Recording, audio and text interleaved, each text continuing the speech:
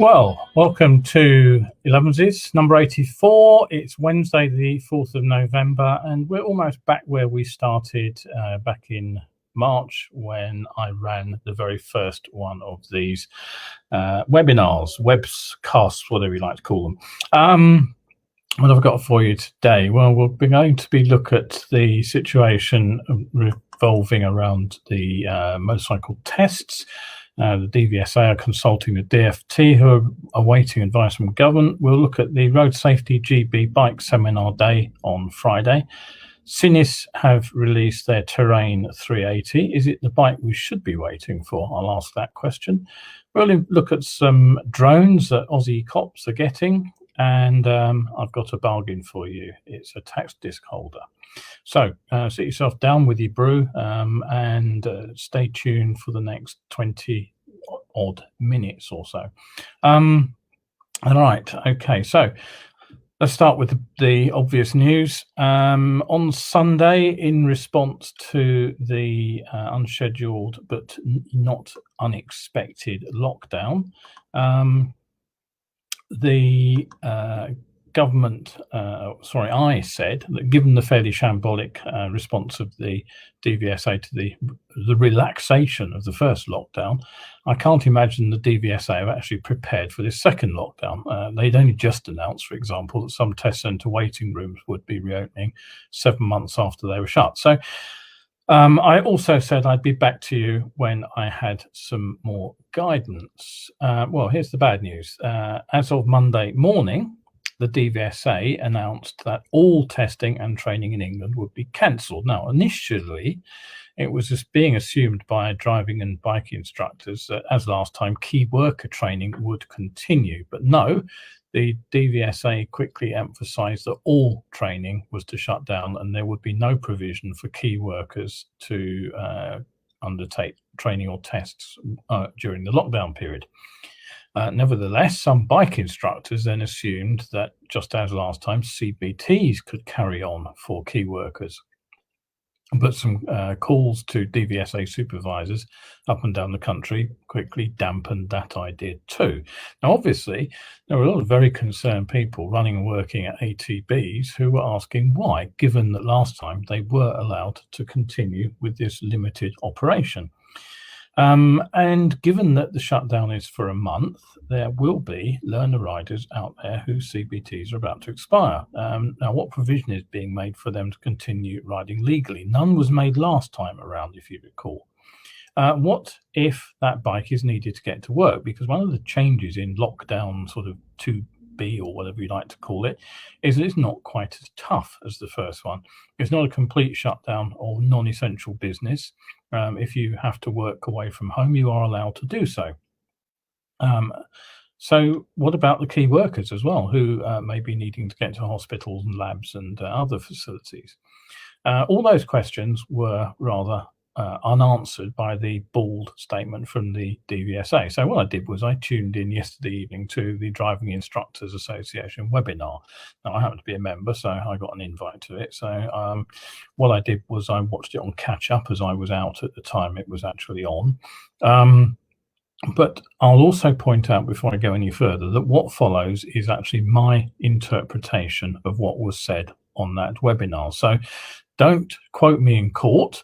What I'm saying is not cast iron guaranteed to be correct. It's my interpretation of somebody else's interpretation of what's being said. So Carly Brookfield from the DIA duly confirmed that in England, theory and practical testing is all cancelled.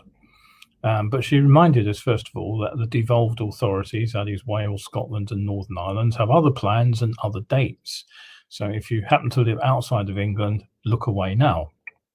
So, but if you are in England, it all seems pretty clear, doesn't it? Everything to do with bike and car training is on hold for the length of the lockdown, except that it isn't.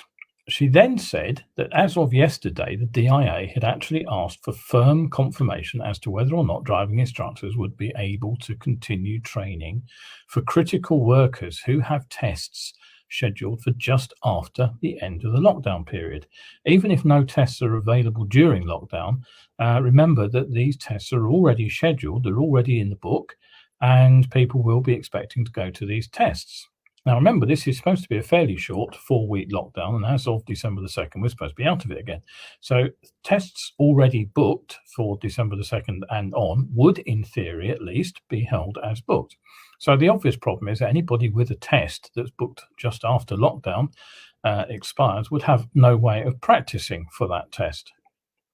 Now, the answer to that question was that the DVSA don't have an answer to that question. The response appears to have been that the DVSA are still awaiting guidance on this from the DFT, who are still consulting with government to get their own guidance.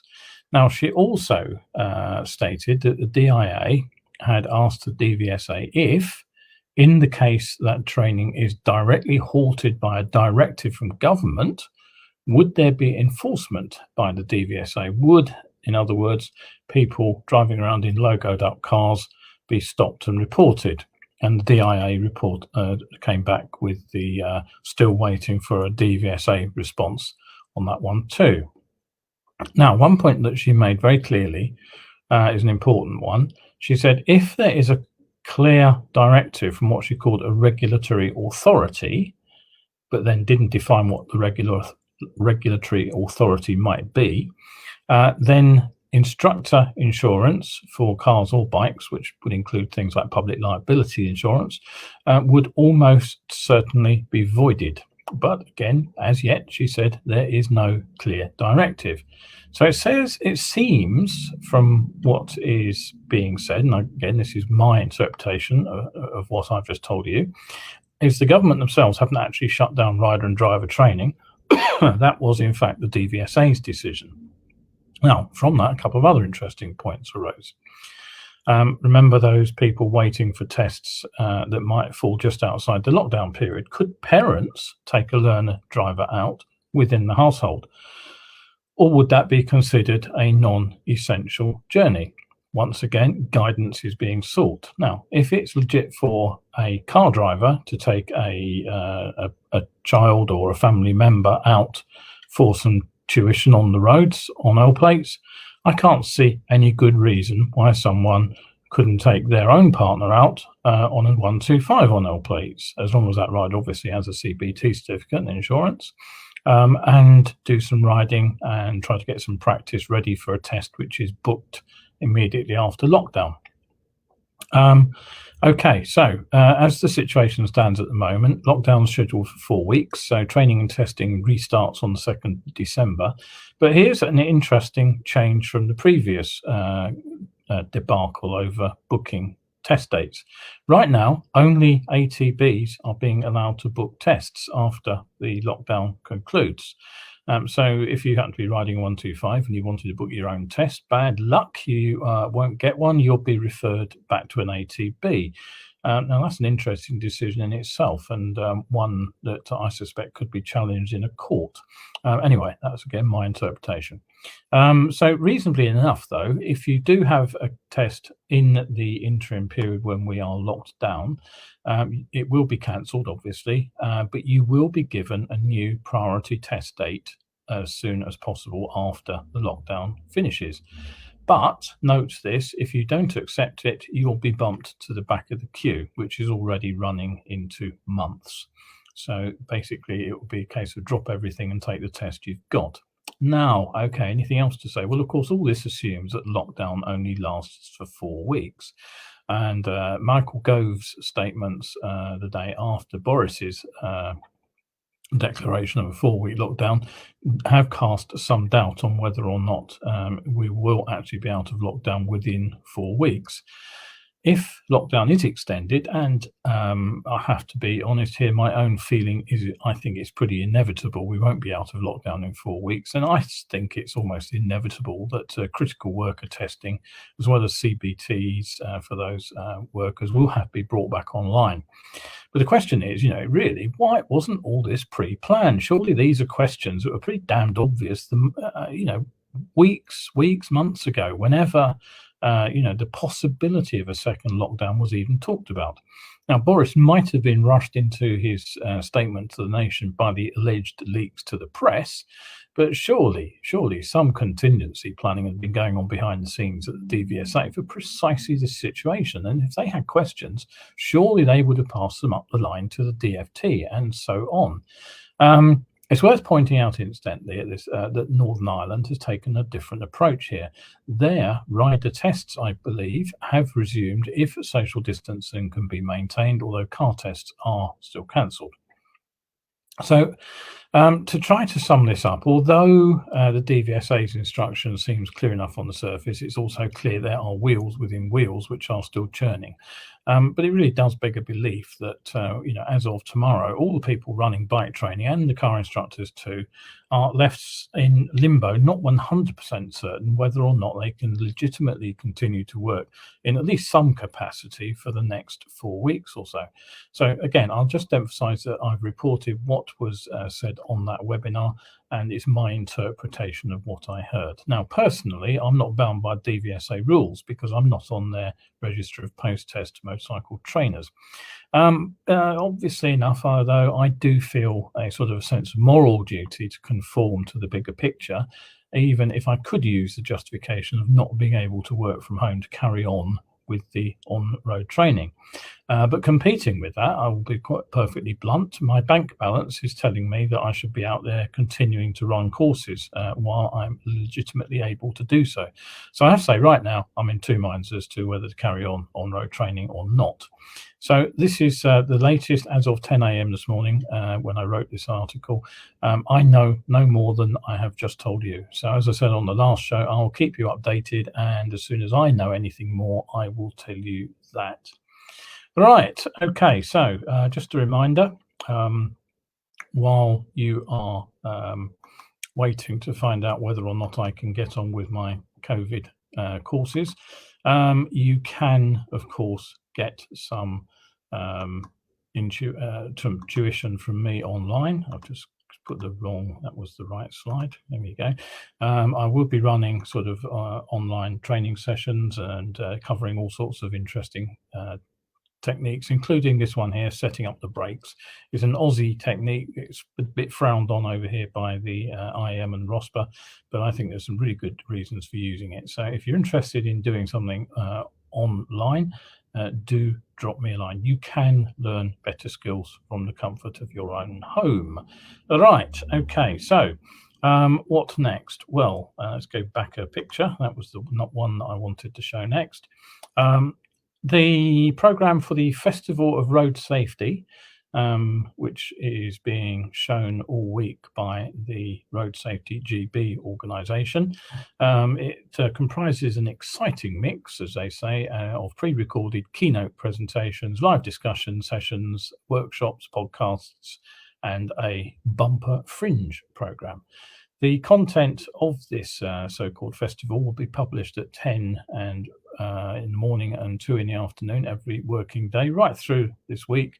So that was Monday through to actually right through the month till 27th of November. A week long, but obviously it's a month long. Right, all the content is free to view. It's aired on YouTube and also via their website. You can track it down. If you want to participate in live discussion sessions and workshops, you will need to register in advance, and you can do that by clicking on links to the live sessions or workshops. All the sessions, as I say, are available on the Road Safety GB YouTube channel. So if you want more information on that, head over to Road Safety GB. The day that I had particularly earmarked is Friday the 6th, which is they've been called Motorcycle Friday there. And you'll see from the graphic that there is going to be a podcast featuring Colin Brown, Director of Campaigns and Political Engagement at MAG, who you may remember I interviewed here on Elevenses a few weeks ago. The second item there as well, the fringe presentation from Professor Alex Steadman, should be an interesting one. The new road markings that he's talking about are sometimes called perceptual countermeasures. He worked on these in New Zealand, and according to the additional text on that, they've also trialled them now in Scotland, which is something I didn't know about. I happened to meet Alex a couple of years ago at a road safety conference when I was presenting my own stuff there, and he gave a very interesting talk indeed.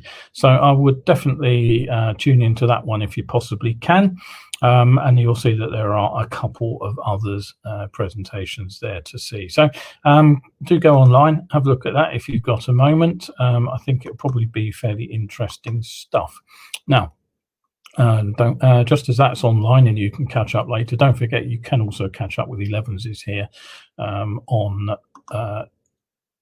a number of different places. If you've missed it live, you can find me over on coffee.com/survival skills, or you can pick it up on my YouTube channel there, which is Survival Skills, but don't forget the UK on the end of it. Right, okay, so where were we? Last time out, I was talking about the newly revealed Triumph Trident. It's not been a great, particularly well-kept secret. There have been plenty of teaser links to alleged spy shots of the bike, but it came out just the other day, and I applauded its low price. At least it is low-ish before you start running the configurator and adding the bolt-on factory goodies. But one thing I did do was I questioned its looks and its practicality as a two-seater. Effectively, it's a 1.1 seat, and it's scarily short and offers nothing for a passenger to hang on to at all. But if form actually follows function, then there are bikes out there which I think do a better job of actually working in the way which the rider might want them to do. So have a look at this particular model. It's the Sinnis Terrain 380. It's a bike and a brand that sort of mostly flies under the radar for more experienced riders. It's perhaps the bike that we should be waiting for. It's a Chinese machine that looks good and is supposed to perform well as well too. Now, Sinnis are not exactly an unknown brand. At least they're not unknown if you've been in the market for a 125, but this is their first attempt at a bigger machine and to tap into a less cash-strapped market.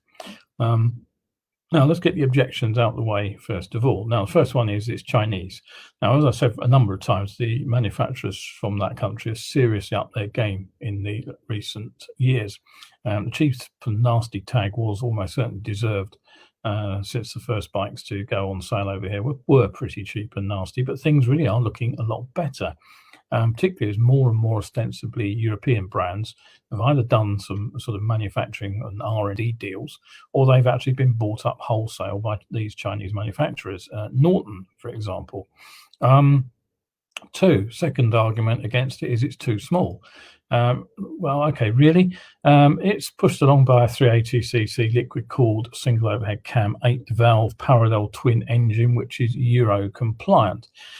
It produces a claimed 36.5 horsepower at the crank. Now, that drops it comfortably into the A2 category, perhaps a bit too comfortably, because it's around 10 horsepower down on the permitted 35 kilowatt or 46.6 horsepower limit. And that's what bikes like the CB500X produce, which would be one of its natural competitors. Now, the 36 horsepower output will, of course, hit top speed. I've seen a quoted top speed of 86 miles an hour on several reviews. I don't know where it came from, but the official website claims 92 miles per hour. It might, 6 mile per hour may not seem a lot, but when you're only doing 90 flat out, it does make a bit of a difference. However, I have to say that my concern is that a 90 mile per hour top speed does make claims that the bike should be happy cruising at motorway speeds a little bit questionable. My old CB250 RS Hondas from the early 1980s had top speed of about 85 on the flat, and I retired them for on dispatching duties by the late 80s simply because that machine really wasn't happy on motorways.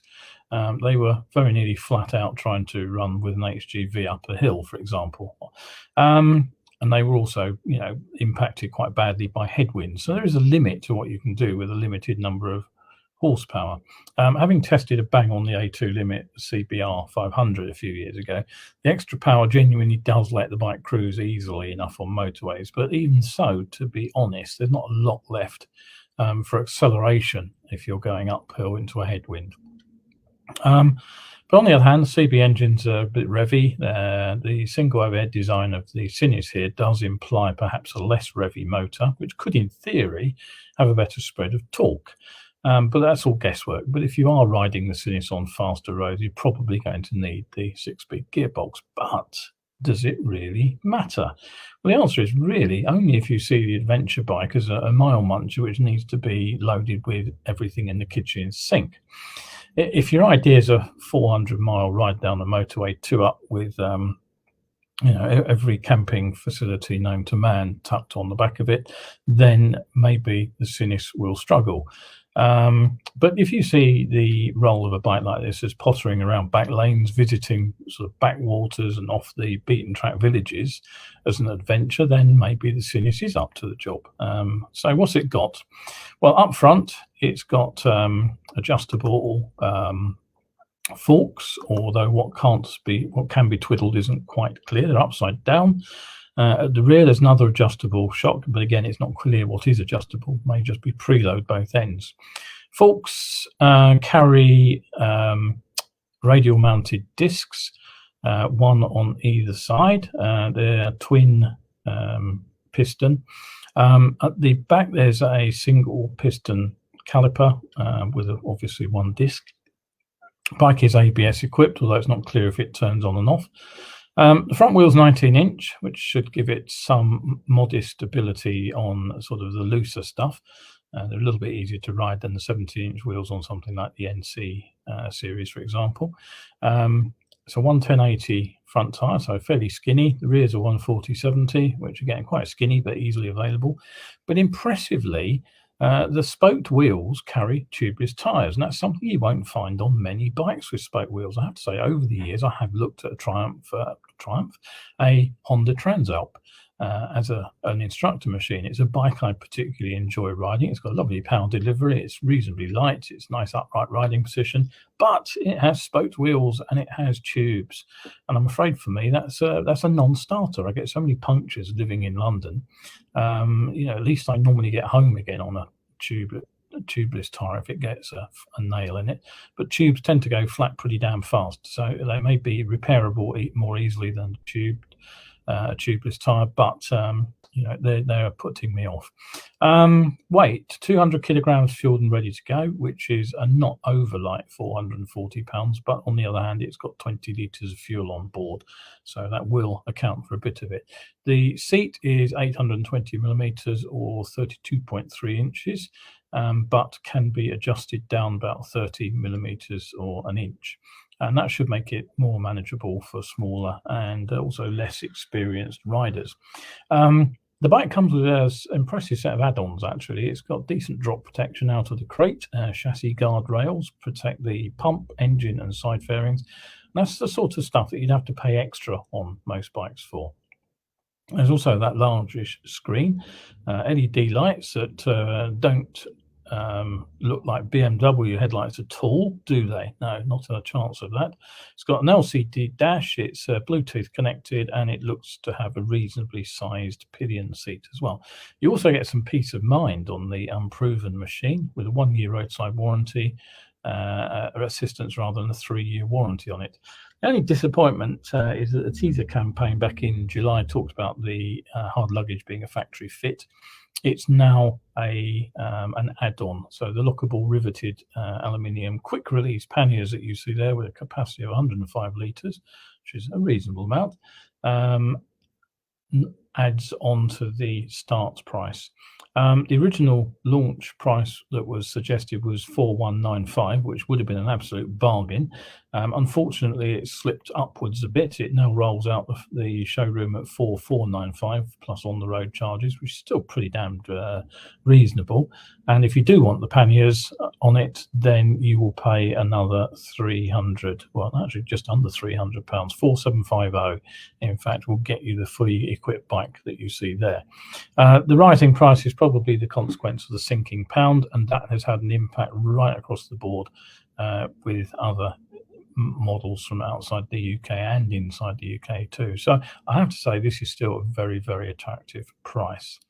Right. Okay, so what else have we got for you? Well, hopefully the next picture is the one I did want. There it is indeed. Yes. Okay. This is from Queensland in Australia. Queensland is twice the size of Texas with a population of 5 million people. And this particular motorcycle, if you look closely at the pannier, what you'll see in there tucked away is a drone. And these drones are used by the police in a wide variety of applications, but this particular motorcycle belongs to the forensic crash unit, and it's a first. Basically, the forensic crash unit has to go to the scene of a serious traffic accident, and the scene has to be documented before the road is opened up for use again. Now, the cost of road closure is phenomenal. In fact, Australia suggests that the cost is 1 billion a year in lost production costs due to these traffic and road closures. So prompt action and speedy processing of an accident scene to get the road open earlier is absolutely vital. But they need accurate documentation and measurement because it would be used in investigations and for prosecutions and also insurance claims. So the idea behind the drone is that basically they could put a fully qualified crash reconstructionist, as they call them, on the motorcycle. So that would allow them to get through the traffic quickly. And then having got to the scene, they could use the drone to mark and photograph the scene. So the evidence would be captured. The remote piloted aircraft apparently generates data which is centimeter accurate when compared with that collected on the ground. So basically the drone replaces somebody wandering about with a tape measure and camera measuring things up. So what they found is, in fact, using the drones in their trial has been a very, very successful experiment. They claim that they saved about 80% on the time taken to record the scene over it being done manually on the ground. So it may well be that other Australian police forces will be adopting drone technology fairly soon to speed up their own processing. Now, wouldn't it be nice if we had the same facility over here? Okay, so don't forget, if you want something to read, you can still head over to my Lulu site and you can pick up any of my books over there. And you can also come along to my coffee page, and there you will find not only articles to read, back issues of Elevenses to watch. You'll also find that I've put up a range of inexpensive mini ebooks, which are longer articles than are on the supporter content, or so you can purchase those individually or as a supporter. And if you spend £5 or more, you actually get subscriber status. So there's a bonus for you. Right. Okay. So you may remember as well that a few weeks ago I mentioned a sort of a bubble wrap vest. Let's get the right picture. There we go. Thermal top it was that could be inflated by a rider to provide a barrier of air. Thermally very efficient, but eye-wateringly expensive. Now, at least I could see a function for that, but I have to say that every now and again I come across completely inexplicable bits of kit being sold to bikers. Do you remember the paper tax disc? I do, just about. How long ago did it vanish? I can't even remember. It was so long ago. New riders probably won't even know what I'm talking about. Yet some hopeful souls are still flogging these. They were made for holding your tax disc. The idea was that you rolled the tax disc up, displayed the date through the window, and because it was secure, it bolted onto the bike and the ends were locked on. The idea that was it stopped people nicking them, because if you remember, that was actually a problem. People did nick your tax disc. Now, astonishingly, these things are still online. They're still out there for sale. I found at least one website selling them for £15 each. So if you can't put a tax disc in them, what might you be wanting to use them for? Well, one suggestion was that you could roll up other documents and stash them in there because it's waterproof, or you could put some cash in it for emergencies. Well, okay, I can kind of see why you might want to leave a bit of cash on the bike for emergencies, why you might even want to carry a document around with you. It's a legal requirement in some places.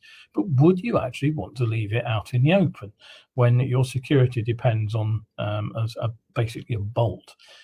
Somehow I doubt it. So, I honestly wonder sometimes about the complete rubbish that motorcyclists are sold. And sadly, some of us still buy the stuff. Right, okay, that's it for today. Join me same time next week. Don't forget, if you have enjoyed the show, you can consider coming over to Coffee. And not only do you get all those articles and ebooks to peruse, but you can support me by making a cash payment, which will get you that access to the various articles. So thank you very much indeed. It's been good to see everybody online again, and you can catch me on Sunday when it'll be the first of our lockdown broadcasts again. So thanks again. See you soon. Bye for now.